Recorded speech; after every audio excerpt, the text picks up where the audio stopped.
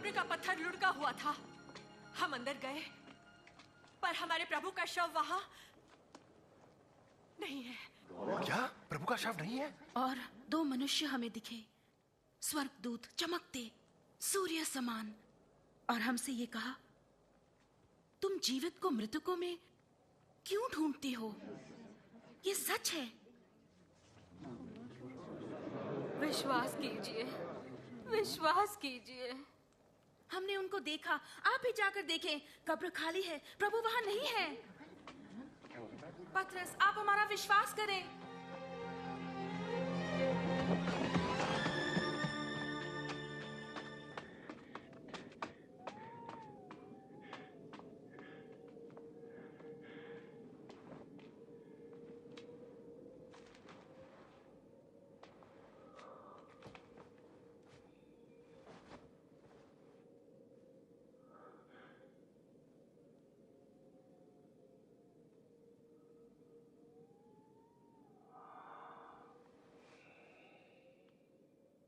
प्रभु यीशु 2 शिष्यों पर प्रकट हुए और वे उत्साह भरे अपने साथियों के पास गए। प्रभु सच में जी उठे हैं, वे पतरस को दिखाई दिए। हम जब रास्ते में थे उन्हें नहीं पहचान सके, पर रोटी तोड़ने पर ही हमने उन्हें पहचाना। इम्माउस में वे वहां कैसे पहुंच गए?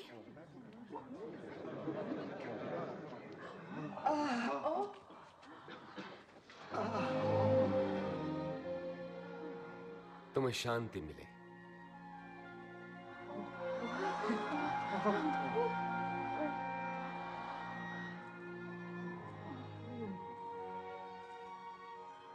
तुम क्यों इतने चिंतित हो?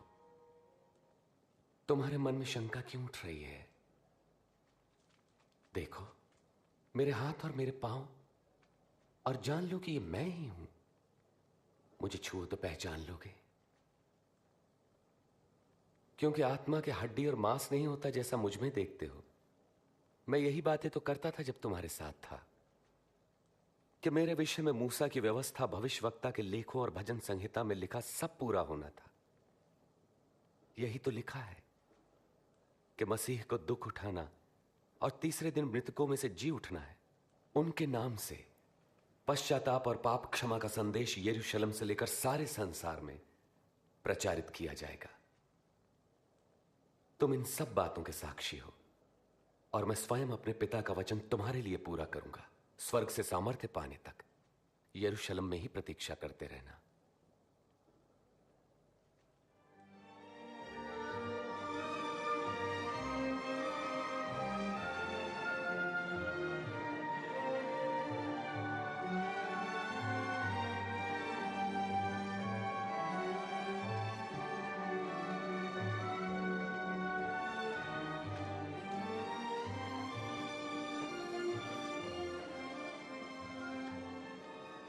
परमेश्वर तुम्हारी रक्षा करें और आशीष दें।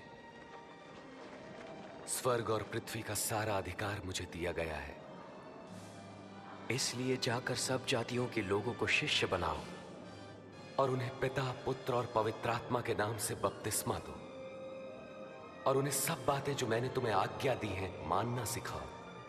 और देखो, मैं जगत के अंत तक सदैव तुम्हारे साथ हूं। आमीन।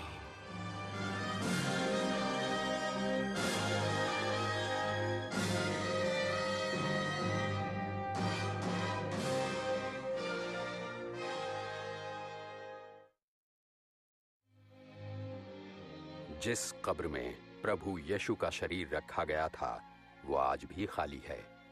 क्रूस पर अपनी मृत्यु के 3 दिन बाद वे मृतकों में से जी उठे। वे जीवित हैं और आपके जीवन में आना चाहते हैं। प्रभु यीशु ने स्वयं कहा है, पुनरुत्थान और जीवन मैं ही हूं। जो कोई मुझ पर विश्वास करे, मर भी जाए तो भी जीवित रहेगा। प्रभु यीशु को मरे हुओं में से जीवित हुए लगभग 2000 वर्ष हो चुके हैं, और वे आज भी अपनी सामर्थ्य और महान प्रभाव के साथ संसार में जीवित हैं। गत शताब्दियों में कई वैभवशाली व्यक्ति इस संसार में आए और चले गए। शासक, विद्वान, वैज्ञानिक, दार्शनिक और बहुत से धर्मज्ञानी आए और चले गए, परंतु यीशु आज भी जीवित हैं वो संसार के इतिहास में सबसे अद्वितीय व्यक्ति हैं। उनका जन्म अद्भुत था। धर्मशास्त्र बताता है कि उनका जन्म मरियम नाम की कुंवारी कन्या से हुआ था। यीशु का जीवन अनूठा था। उनका जीवन दिव्य शक्तियों को दर्शाता था। उन्होंने पाप रहित पवित्र जीवन व्यतीत किया और ऐसे महान आश्चर्य कर्म किए जो कोई कभी नहीं कर सकता। उनका संदेश अनोखा था। जो प्रभु यीशु को व्यक्तिगत रूप से अपना मुक्तिदाता और प्रभु स्वीकार करते हैं, प्रभु यीशु उन्हें प्रेम, क्षमा और जीवन का नया मार्ग प्रदान करते हैं। जहां कहीं भी उनका संदेश पहुंचा है, वहां लोगों को एक नया जीवन, नई आशा और जीने का एक नया उद्देश्य प्राप्त हुआ है। क्रूस पर उनकी मृत्यु अनोखी थी। 2000 वर्ष पूर्व इस भूमंडल के परमेश्वर ने अपने इकलौते पुत्र यीशु मसीह को मानव जाति के पाप के लिए बलिदान हेतु भेजा। उन्होंने आपके लिए अपने प्राण दिए। उनका जी उठना अनोखा था। उनकी मृत्यु के 3 दिन पश्चात इतिहास की सबसे अद्भुत घटना घटी। यीशु मृतकों में से जी उठे।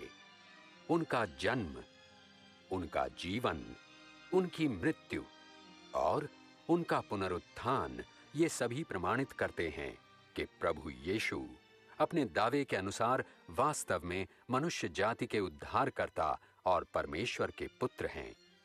यही यीशु ख्रिस्त आज भी जीवित हैं। वे चाहते हैं कि आपके जीवन में आएं, आपके पाप क्षमा करें और आपको भरपूर जीवन जीने की सामर्थ्य दें। उनके वचनों पर ध्यान दें। हे सब परिश्रम करने वालों और बोझ से दबे हुए लोगों, मेरे पास आओ, मैं तुम्हें विश्राम दूंगा। मार्ग, सच्चाई और जीवन मैं ही हूं। बिना मेरे कोई पिता के पास नहीं पहुंच सकता। पवित्र शास्त्र बाइबल हमें बताती है कि सब ने पाप किया है और परमेश्वर की महिमा से वंचित हैं। धर्मशास्त्र में यह भी लिखा है कि पाप की मजदूरी तो मृत्यु है, परंतु परमेश्वर का दान हमारे प्रभु यीशु मसीह के द्वारा अनंत जीवन है। प्रभु यीशु ने अपनी मृत्यु के द्वारा आपके पापों के दंड को भर दिया है। ठीक इसी समय वे आपके जीवन में प्रवेश करने के लिए तैयार हैं। देखो, मैं हृदय के द्वार पर खड़ा खटखटाता हूं। यदि कोई मेरा शब्द सुनकर द्वार खोलेगा तो मैं भीतर आऊंगा। उनके प्रेम और क्षमा का अनुभव करने तथा अनंत जीवन पाने के लिए आपको उन्हें स्वीकार करना है। अपने पापों के लिए परमेश्वर के बलिदान स्वरूप और विश्वास से अपने जीवन में उन्हें आमंत्रित करना है। यदि यह आपकी हार्दिक इच्छा है तो आप विश्वास पूर्वक प्रार्थना कर सकते हैं और प्रभु यीशु आपके जीवन में आएंगे। प्रस्तावित प्रार्थना इस प्रकार है: प्रभु यीशु, मुझे आपकी आवश्यकता है। मेरे लिए क्रूस पर प्राण देने के लिए धन्यवाद। मैं अपने जीवन का द्वार खोलकर आपको अपना प्रभु और उद्धारकर्ता स्वीकार करता हूं। मेरे जीवन का नियंत्रण आप अपने हाथ में लें और जैसा आप मुझे बनाना चाहते हैं वैसा ही बनाएं। आमीन। यदि ये प्रार्थना आपके हृदय की इच्छा को प्रकट करती है तो जहां कहीं भी आप हैं, इस प्रार्थना को मेरे पीछे दोहराएं। मैं इसे एक एक वाक्य करके बोलूंगा। प्रभु यीशु, मुझे आपकी आवश्यकता है। मेरे लिए क्रूस पर प्राण देने के लिए आपका धन्यवाद। मैं अपने जीवन का द्वार खोलकर आपको अपना प्रभु और उद्धारकर्ता स्वीकार करता हूं। मेरे जीवन का नियंत्रण आप अपने हाथ में लें और जैसा मनुष्य आप मुझे बनाना चाहते हैं वैसा ही बनाएं। आमीन। यदि आपने विश्वास की ये प्रार्थना की है और प्रभु यीशु को अपने जीवन में आने का निमंत्रण दिया है तो निस्संदेह विश्वास कीजिए कि अपने वचनानुसार वे आपके जीवन में आ गए हैं। आप ये भी विश्वास कर सकते हैं कि आपके सारे पाप क्षमा हो गए हैं। आप परमेश्वर की संतान बन गए हैं और आपको अनंत जीवन मिल गया है। यदि आप उस भरपूर जीवन को जिसका वायदा प्रभु यीशु ने किया है अनुभव करना चाहते हैं तो प्रार्थना में प्रतिदिन उनसे बातचीत करें।